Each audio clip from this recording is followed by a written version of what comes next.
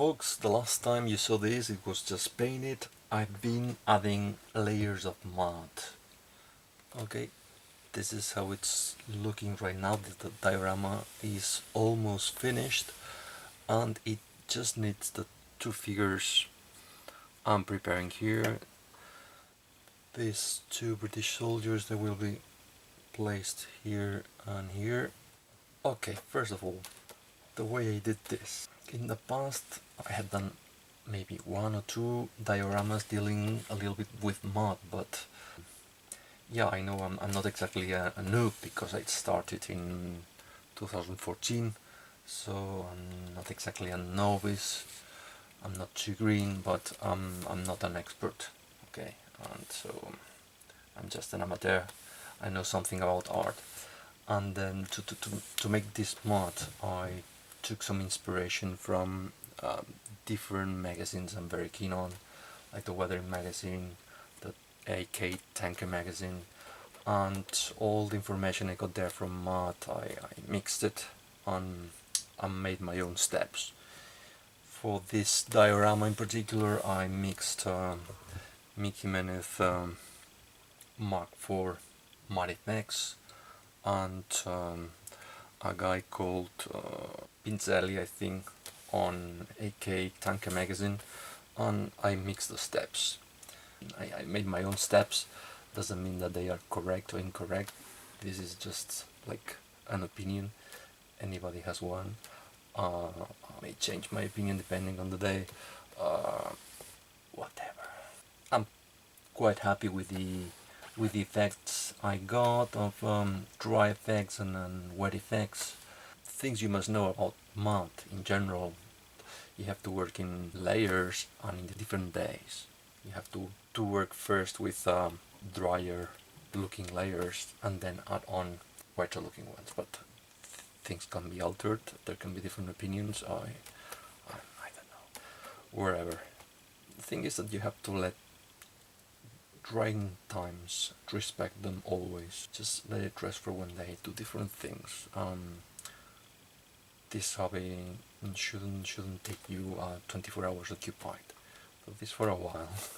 So that's my opinion. And then you come back. I was saying that I didn't have difficulties in following more or less logical steps in with the drying times and on the layers you need. I did have difficulties with this water effects that you see here. Okay. In my reference shop, in my actually physical shop where I get all my modeling stuff, I asked for advice. I had worked with resins a few years ago. You need two components. You mix them. It's messy, quite messy. It's dirty, and it stinks. It's a bit dangerous. So I told them, okay, I'm used to work with still water by Vallejo, which is an acrylic kind of water effect. But on the dioramas I did in the past, I noticed that after a few months, all this shiny effect dies away, and then you get like a, I don't know, like a yellowish, whitish look on that water, and that water doesn't look like water anymore after just half a year. It looks like white glue, okay? And so I asked on my reference shop, which in this case is in Jordi Rubio in Barcelona, and I asked for advice, and they told me that these work quite well. It's ultraviolet resin, okay? It's this kind of resin is not so poisonous or so stinky or so messy, and according to the instructions and what they told me in the shop, you just need sunlight, or they sell you a torch with ultraviolet light, and in just a few minutes it dries, okay? Well, up to here looked fine. I brought it home and I read the instructions. Yeah, 2-3 minutes in sunlight it dries, etc. But what are all the possible mistakes that one idiot like me could do with this. It's not respecting the instructions. So what's the first thing I did? Well, I thought, okay, it's gonna dry anyway, with or without sun, it's going to dry. So I added all this wool at 11 p.m. At night. Okay, so yeah, it looked great, but there was no sunlight. It didn't dry. It didn't dry. So what happened? What happened was that when I woke up in the morning about 8 o'clock, I came here to my man cave, and I saw that the diorama base, which is basically clay and white styrofoam, had, of course, absorbed all the resin. Okay, and it was stinky, and the whole effect had disappeared. It was just wet. It just leaked down here and had been absorbed by the whole thing. So what did I do? Okay. Okay, there was sunlight, of course, and I did it again. I pour it, I let it dry, and okay, it dried in just 2 minutes, as they said in the instructions. Fantastic. But then I committed the second idiotic mistake. That what did I do? Okay, I didn't like some irregularities in the terrain due to my previous mistake. It was not completely flat, so I added a bit more. But what did I do? I didn't add it here in the man cave. I was just outside, and I added the drop, and yeah, it dried immediately and didn't have time to flatten, so it created a kind of bubble effect. So I committed all the possible mistakes that an idiot that an idiot like me could commit. So, so one advice, yeah, this works fantastically, perfectly. It's a bit expensive, okay? It's 890 euros, and if it has to be exported and sent somewhere like Canada or the United States, it's going to be very expensive unless you have something similar there. Looks like there's a lot of industry related to this kind of stuff for miniatures in Europe, so I think it's gonna be cheaper here than on the other side of the Atlantic. Regarding this, all this kind of stuff that some people hate because they are commodities.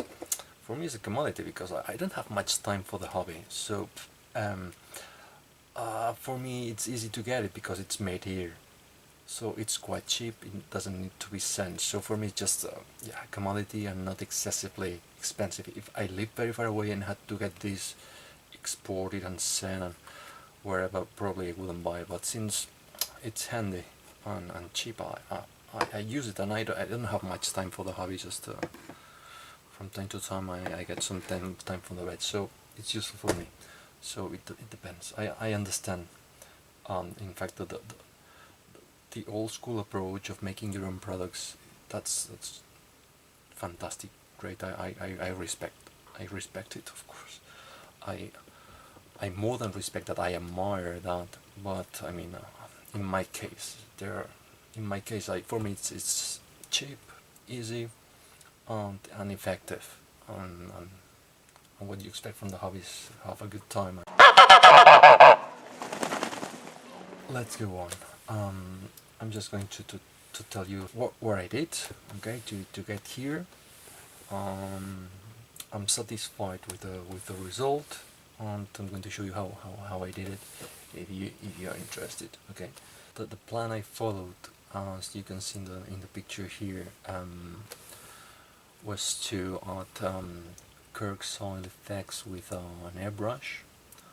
I almost didn't let it dry, and with a brush and white spirit I brush it down.